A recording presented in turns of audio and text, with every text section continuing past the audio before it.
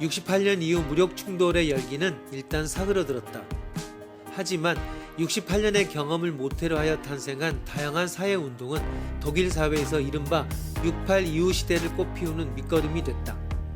68년을 자양분으로 70년대부터 독일 사회 전면에 등장하게 된 여성운동, 환경운동, 평화운동 등은 전통적인 노동운동의 혁신 과정과 맞물리면서 독일 사회의 생명력을 불어넣고 있다는 사실에서 눈을 뗄 수가 없기 때문이다.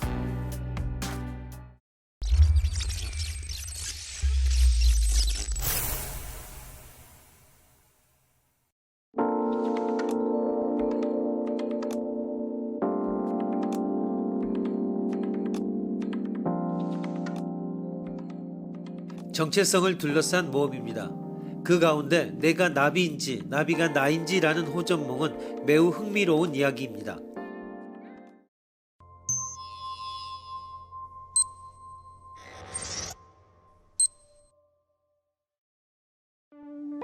장자 재물편의 나비 에피소드는 누구나 한 번쯤 매료되는 이야기다. 나는 나비이다. 느긋하게 즐겁게 날아다니고 있다. 그런데 문득 깨어보면 인간이다 라고 하는, 그래서 도대체 인간인 내가 나비가 되는 꿈을 꾸고 있었는지, 그렇지 않으면 나비가 인간이 된 꿈을 보고 있는 것인지, 이는 자기와 다른 사람이 구별되지 않는 일체의 경지를 말한 우화로 설명되기도 하지만, 오히려 이 현실이 사실은 꿈이나 허구 안에는 없다고 확신할 수 있을까? 라고 해석하는 편이 재미있다. 우리가 있는 여기는 현실은 아니고 그 밖에 진정한 세계가 있다. 진정한 세계 안에 시뮬레이션 게임으로서 만들어진 허구의 세계에 우리가 있다는 것. 이 현실이 사실은 허구라고 하는 이런 세계관을 범허구주의라고 한다.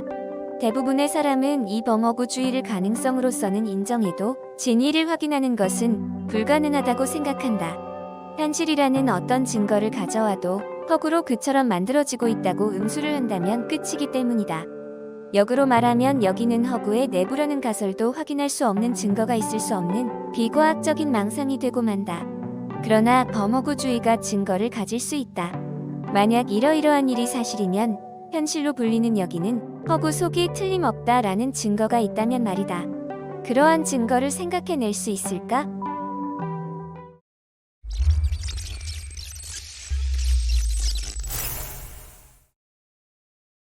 하늘로부터 진정한 세계에 신의 소리가 내려왔다라든가, 작자의 메시지가 자막이나 더빙의 형태로 가끔 일상생활에 개입해 온다든가 하는 그러한 일이 만약 일어나면 여기는 원래 현실이 아니고 무엇인가에 의해 만들어진 일종의 허구의 세계라는 증거가 된다고 생각할지도 모릅니다. 그러나 그것은 틀린 것입니다. 그러한 현상적 증거는 어디까지나 이 세계와 같은 수준에 위치한 것이므로 그 바깥쪽에 무엇인가가 있다는 증거는 되지 않습니다.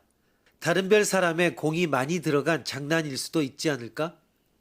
즉 현실과 같은 수준의 직접적인 증거인 듯한 기적적인 사건으로는 다른 수준의 초현실적 세계가 존재한다는 증거는 결코 될 수 없습니다.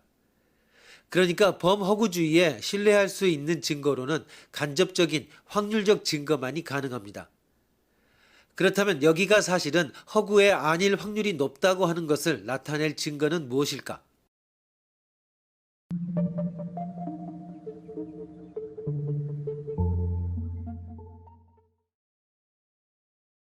우리의 IT 문명이 진보해 컴퓨터 시뮬레이션이 성장해 일상적으로 PC 내에서 인공세계의 지성체를 만들어 움직일 수 있게 되었다고 합시다.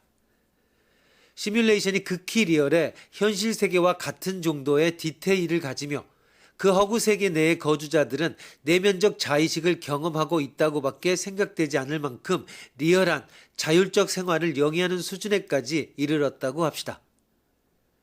온 세상의 각 가정에서 그러한 인공세계를 전자 내 공간 내에서 몇백 개든지 자유롭게 만들어내고 있다면 주관적 의식을 가지는 지성체의 수는 현실 세계 속보다 사이버 공간 내에서 몇 조 배까지 더 많게 됩니다. 그런데 현실에 그러한 일이 가능하다고 증명된 이상 우리가 하기 이전에 벌써 남이 그러한 사이버 공간을 만들었을 가능성이 높습니다. 그러면 우리 자신이 그 압도적 대다수파의 허구 내 존재일 확률이 높을 것입니다. 허구 안에 모두 몇 단계의 허구인가 모르지만 제일 바깥쪽에 원래 현실 속에 살고 있는 지성체의 수는 제일 적을 것이므로 우리는 확률적으로 압도적 다수파에 속해 있을 것입니다. 따라서 제일 바깥 측에 원래 현실의 이론이라는 것은 우선 있을 수 없습니다.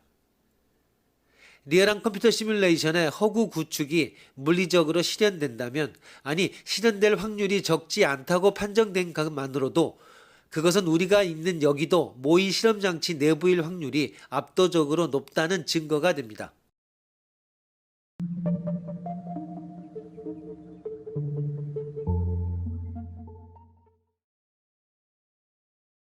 장자의 나비 꿈 뒷이야기입니다. 장자는 이렇게 말했습니다. 그렇다면 지금의 나는 진정한 나인가? 아니면 나비가 꿈에서 내가 된 것인가? 내가 나비가 되는 꿈을 꾼 것인가? 나비가 내가 되는 꿈을 꾸고 있는 것인가? 알쏭달쏭한 스승의 이야기를 들은 제자가 이렇게 말했습니다. 스승님, 스승님의 이야기는 실로 그럴듯하지만 너무나 크고 황당하여 현실 세계에서는 쓸모가 없습니다. 그러자 장자는 이렇게 답했습니다. 너는 쓸모 있음과 없음을 구분하는구나. 그러면 내가 서 있는 땅을 한번 내려다보아라.